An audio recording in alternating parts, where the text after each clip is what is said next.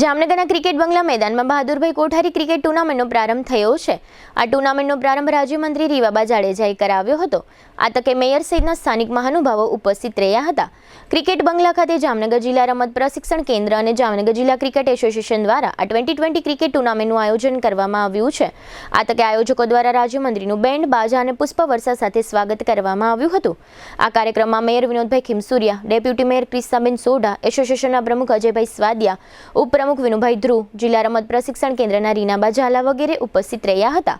આ તકે રાજ્યમંત્રી રીવાબા અને મેયર વિનોદભાઈ સહિતના મહાનુભાવોએ ટોસ ઉછાળી પ્રતિકાત્મક બેટિંગ કરી ટુર્નામેન્ટનો પ્રારંભ કરાવ્યો હતો। આ કાર્યક્રમમાં સ્વર્ગસ્થ બહાદુરભાઈ કોઠારીનો સમગ્ર પરિવાર ઉપસ્થિત રહ્યો હતો। આ તકે ક્રિકેટ ખેલાડીઓના વાલીઓ સહિતના સંખ્યાબંધ લોકો હાજર રહ્યા હતા। ક્રિકેટ એસોસિએશનના પ્રમુખ અજય સ્વાદિયાએ આ તકે આપેલી વિગતો પ્રસ્તુત છે।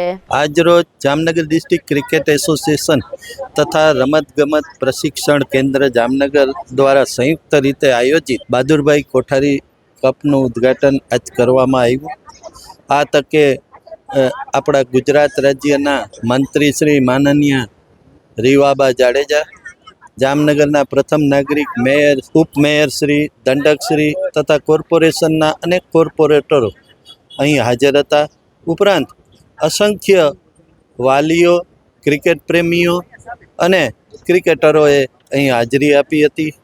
આ ટુર્નામેન્ટ આજથી જામનગર રૂરલ અને ટાઈગર 11 વચ્ચે પ્રથમ મેચ રમાશે। આ ટુર્નામેન્ટની અંદર લગભગ 28 ટીમો અત્યારે ભાગ લઈ રહી છે। આ ટુર્નામેન્ટ 5 ભાગમાં યોજાઈ રહી છે: અંડર 12, અંડર 14, અંડર 16, અંડર 19 અને સિનિયર્સ। આ રીતે આ ટુર્નામેન્ટ લગભગ 1 મહિના જેટલો સમયમાં ચાલશે। દરેક ગ્રુપની અંદર દરેક ફાઇનલોને ઇનામ આપણે આપવાના છીએ। ખૂબ જ મોટા પ્રમાણમાં ઇનામની જાહેરાતો પણ થઈ રહી છે।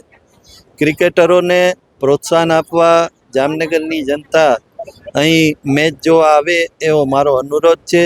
ક્રિકેટરોને આ તકે એમને ખૂબ જ લાભ મળે અને ક્રિકેટના મેચો કઈ રીતે રમાય એના માટે આ ટુર્નામેન્ટનું આયોજન કરેલ છે। આ ટુર્નામેન્ટના આયોજનમાં બહાદુરભાઈ કોઠારીના સમગ્ર ફેમિલીએ પણ અહીં હાજરી આપી હતી અને દરેક ક્રિકેટરોને પ્રોત્સાહિત કર્યા હતા।